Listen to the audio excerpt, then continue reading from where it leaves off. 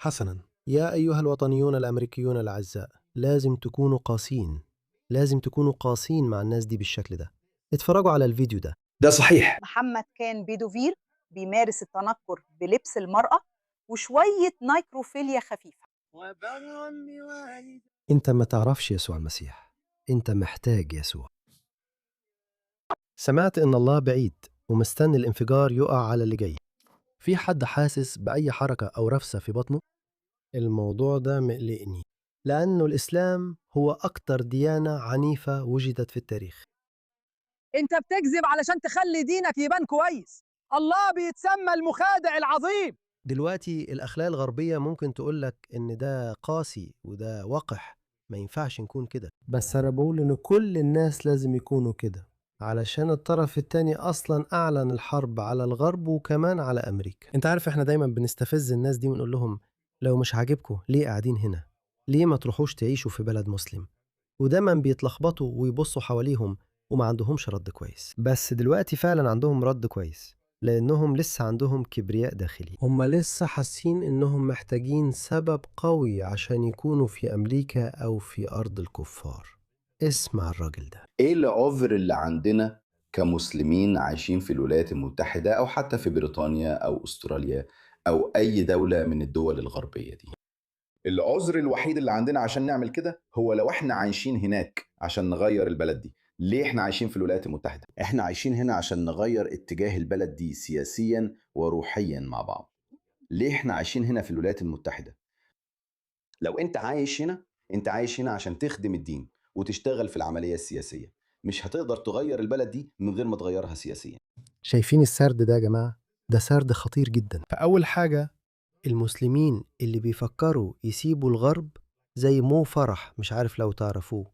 مو فرح هو بطل أولمبي بريطاني سابق من أصل أفريقي، هو لسه منتقل لقطر، وقال بصوا أنا بحب إنجلترا، بس عارفين أنا عايز أبقى أقرب لديني، وقطر أكتر إسلامية، عايز أربي أولادي هناك، فانتقل هناك.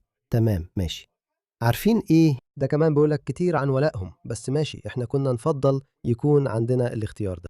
بس دلوقتي الناس دي بيبنوا قصة بحيث إنهم فعلا هيحاولوا يضللوا المسلمين اللي مش عايزين يعيشوا في الغرب الكافر. هم عايزين يروحوا بلد مسلم، عشان كتير من المسلمين بيقولوا يعني لو نزيل فرج مسك الحكم إحنا هنمشي، مع إنهم مش هيمشوا. بس إحنا بنقول إننا محتاجين نطبق سياسات تشجع الناس يرحلوا بنفسهم. فدلوقتي هم بيستعدوا لكده. دلوقتي بيقولوا لا لا لا لا لا، فكر في قضية أكبر، قضية أهم من راحتك الشخصية. لو هم بيصعبوا عليك تعيش كمسلم حر وتهتف الله أكبر في الغرب، يبقى ضحي، وكن ضحية زي ما محمد عمل. محمد كان بيتسخروا منه وهو في مكة، وهو بيدعو، وهو بيحاول يحول مكة لمدينة إسلامية. هو كان من أهل مكة الأصليين. هم وقفوا ضد خطابه الجديد المليان هراء، فاستحمل وصبر وضحى، وفي الآخر هرب في نص الليل، ودي قصة تانية. وأهل المدينة السذج رحبوا بيه بترحاب كبير، حتى بعض القبائل اليهودية، وفي خلال 10 سنين كلهم اختفوا. فإحنا عارفين إن هم مش بيغيروا طريقتهم عشان يوقعوا الحكومات، هم مش بيعملوا كده، دايما بيستخدموا نفس الأسلوب. وتخيل إيه، مين يقدر يلومهم لو الطريقة دي شغالة؟ وده السبب ورا تغيير الرواية دلوقتي. يقدروا يقولوا بص عارف إيه؟ احنا مش هنمشي. because we have to spread Allah's deen. بدعم منظمات زي كارا احنا هنحط على الارض دي ناس هيسفكوا دم، فرصة نحقق مهمتنا. الناس اللي بيسفكوا دم، يعني هم مستعدين حتى يسفكوا دم يا جماعة. مهمتنا إننا نكون خلفاء الله على الأرض، نمثل الله سبحانه وتعالى في الدنيا دي. ربنا قال إنه جاعل خليفة في الأرض، وإنت خليفة الله هنا، لأننا بنمارس السياسة بطريقة متوافقة مع الإسلام. فأنا شايف سواء كان القانون بطريقة متوافقة مع الإسلام، يعني تقدر تقوم بالجهاد وقت ما يكون مطلوب. من اليسار لليمين احنا بنفضل مستقلين، نقدر نستخدم ده أو ده بشكل استراتيجي. الموضوع محتاج مجهود، وبصراحة مجهود سياسي من ناحيتنا علشان نشوف ثمار اللي احنا بندور عليه. لازم نتميز في كل اللي بنعمله علشان نوصل لقوة مالية وقوة سياسية ونفوذ، وكمان تقدر تخدم الدين ده. في الولايات المتحدة بعد 20 سنة هو هينجح وهيكبر في البلد دي. عشاني وعشانك. عارف، احنا بنعمله دلوقتي زي ما هنعمله بعد 100 سنة، بس ده زي البلد دي. الله بيرتب الأمور علشان نجاح الأمة دي على المدى الطويل. ممكن ما يحصلش في سنة أو 2، ويمكن حتى مش في عقد أو 2. عشان كده احنا بنشارك في الإعلام علشان نتأكد إن الإسلام بيتعرض بشكل إيجابي. إحنا بنشارك في الإعلام علشان الإسلام يتعرض بشكل إيجابي. أيوه. عارف إيه؟ مفيش مشكلة في الجلد، ومفيش مشكلة في رجم الزنا حتى الموت. بس في ناس كتير من السود بيتحركوا حوالينه وبيسرقوا من المحلات. طيب في الإسلام هنقطع ايديهم؟ شايف؟ مفيش حاجة غلط في كده. الإسلام عنده حل لكل مشكلة عندك. انخفاض معدلات المواليد بياخد الحرية من الستات. هم بيحبسوهم في بيوتهم، يحطوهم في أكياس زبالة أو برقع أو نقاب، كده المشكلة اتحلت. عارف في ناس كتير من الناس ممكن فعلا يقتنعوا بكده. وأنا رفع قضية على دونالد ترامب عشان خالف الدستور الأمريكي. اللاجئين فيهم جرائم وقتل وإرهاب أقل بكتير. عارف؟ هم مكرفين. إيه اللي بيحصل ده؟ أنا شايف جرائم قتل وحتى إرهاب بيطلع من اللاجئين. أنت المرض. دي كذب واضحة.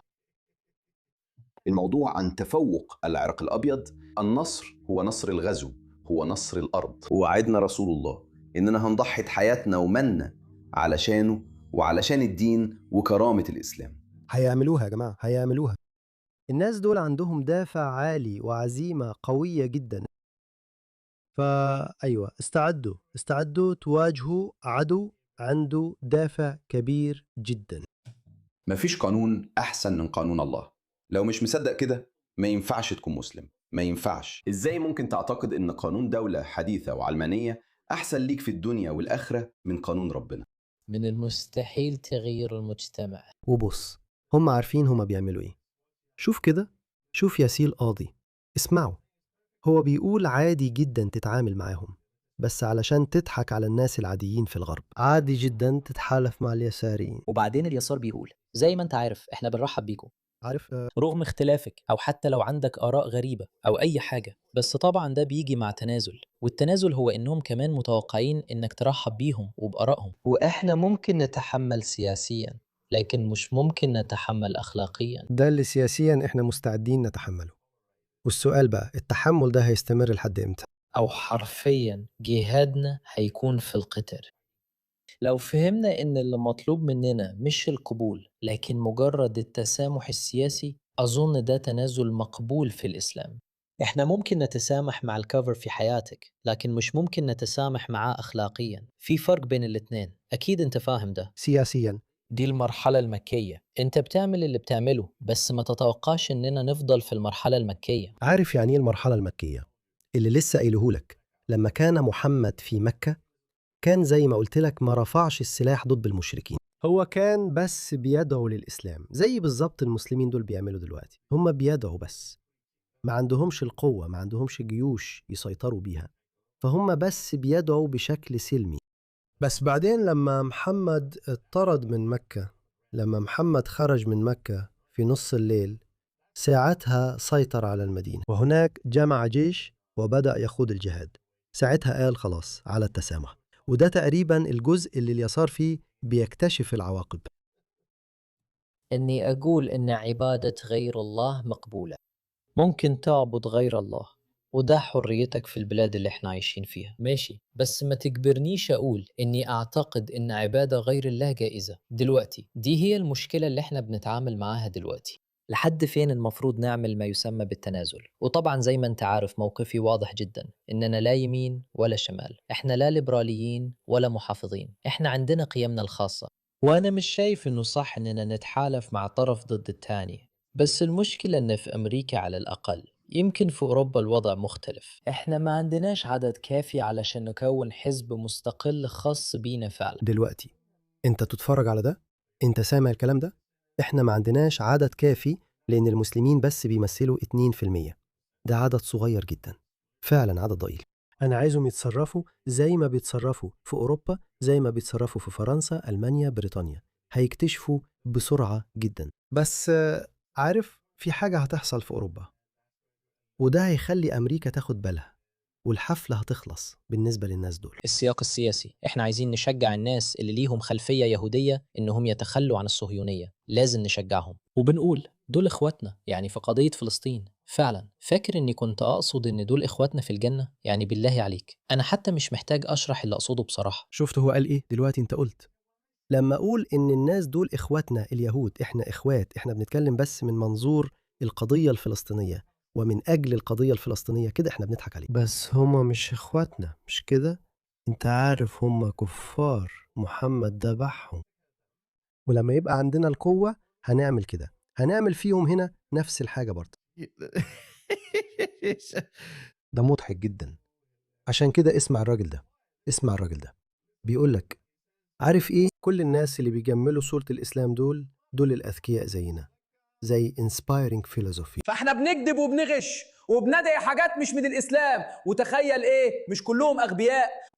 هم يقدروا يعرفوا امتى بنكذب، هم يقدروا يعرفوا لما حد يطلع يقول الإسلام هو السلام، الإسلام قائم على السلام. ليه خايف تقول للناس الحقيقة؟ مش شايف ان الشخص ده هيفتح القرآن، هيقرأ سورة الأنفال وهيلاقي الآيات دي؟ السورة 9 سورة التوبة. الآيات العسكرية اللي كنت بتحاول تخبيها هتعمل ايه ساعتها؟ واو، هو فعلا قال كده، كذب علينا يا جماعة، وقال اللي بيتقال في السر علنا كمان. فعلا قال اللي بيتقال في السر علنا. انا بحب الراجل ده عشان صريح. ايه اللي بيحصل هنا؟ هو بيعترف ان الاسلام عنيف، الموضوع كله عن غزو واخضاع العالم، مش دين سلام. القرآن واضح جدا ان المسلمين لازم يكونوا عنيفين او يكرهوا الكفار. سورة 98 بتقول اننا أسوأ المخلوقات. المسلمين مش المفروض يكونوا حلفاء لينا، ولازم يحاربونا باستمرار ويجاهدوا في سبيل الله. احيانا المسلمين بيكونوا صريحين وبيعترفوا فعلا الاسلام مش دين سلام، هو معمول عشان يكون عنيف. وده يوضح لك هم بيعملوا ايه لما يقولوا لنا ان الاسلام دين سلام. هم مش جايين يغزونا، هم مش جايين يخضعونا، وده اسمه تقية. أيوة، انتوا شايفين ده يا جماعة؟ عشان كده في أي مكان هم فيه، في أي مكان عندهم أجندة. عمرهم ما هيكونوا مخلصين لأمريكا، أبدا أبدا أبدا، عمرهم ما يكونوا مخلصين لأمريكا. دول هم في مدينة الخطيئة. حاجة رائعة انك تعمل كده، انا بحبه. يا جماعة انتوا بتستوردوا ايديولوجية خائنة. ليه؟ ده سرطان. الايديولوجيا دي سرطان. ليه؟ انت تستفيد ايه من كده؟ الناس دول مش رواد اعمال عباقرة ولا حاجة، هم مش بيضيفوا اي قيمة للولايات المتحدة. الولايات المتحدة بقت واحدة من اعظم الدول في العالم من غير الناس دي، وممكن تفضل أعظم دولة في العالم من غير الناس دي. عشان كده أنا بقول لكم يا أمريكا، ما تتوقعوش كتير من المهرجين الليبراليين اليساريين بتوع الووك. عشان كده لازم تكونوا قاسين معاهم بالشكل ده. وربنا بيسمي الشيطان المخادع الكبير، ومحمد ما كانش بيعرف يطرق أصلا. عارف محمد اتجوز بنت عندها 9 سنين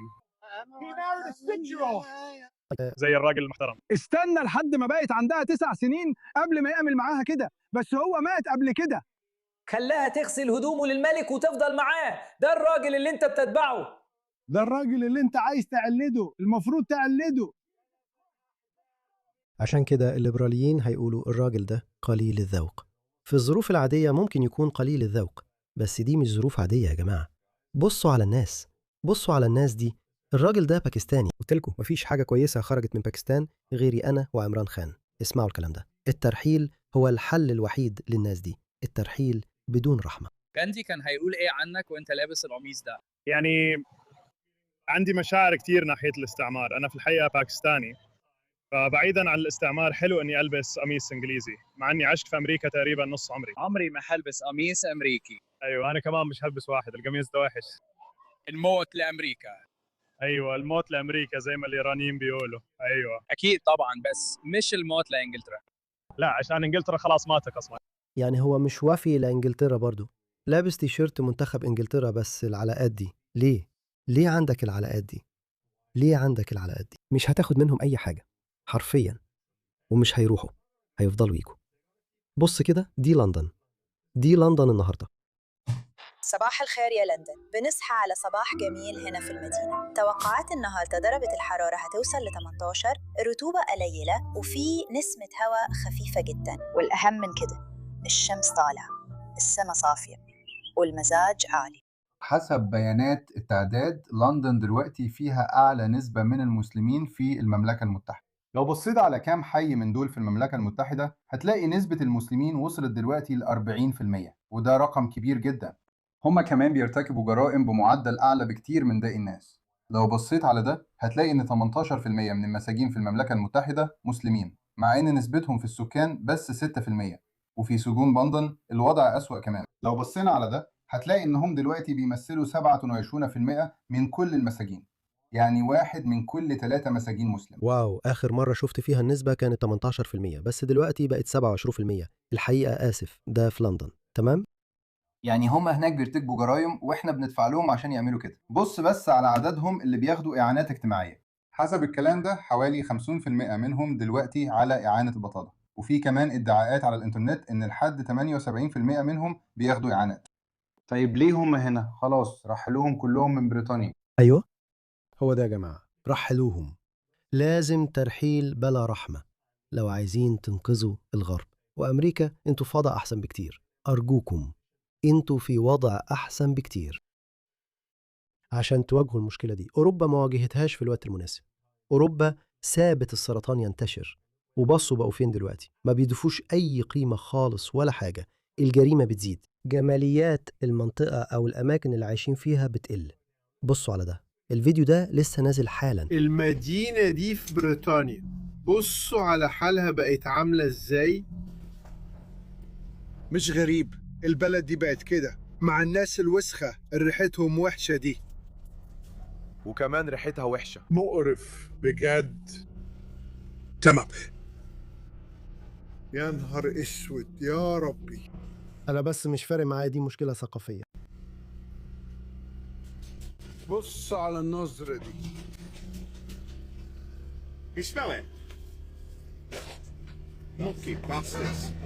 هما مش غاضبين كفاية يا جماعة، مش غاضبين كفاية. بصوا على ده، ده ساوثهامبتون. ده مش بس في انجلترا. الراجل البولندي بيقول ايه اللي بيحصل ده شيء مش معقول خالص يا جماعة. القرن 21، هو احنا في باكستان؟ ايه اللي بيحصل ده؟ اللون الوردي ده جريمة. الحد الأقصى 550,000. ازاي كده؟ كورفة محدش فارق معاه يا صاحبي.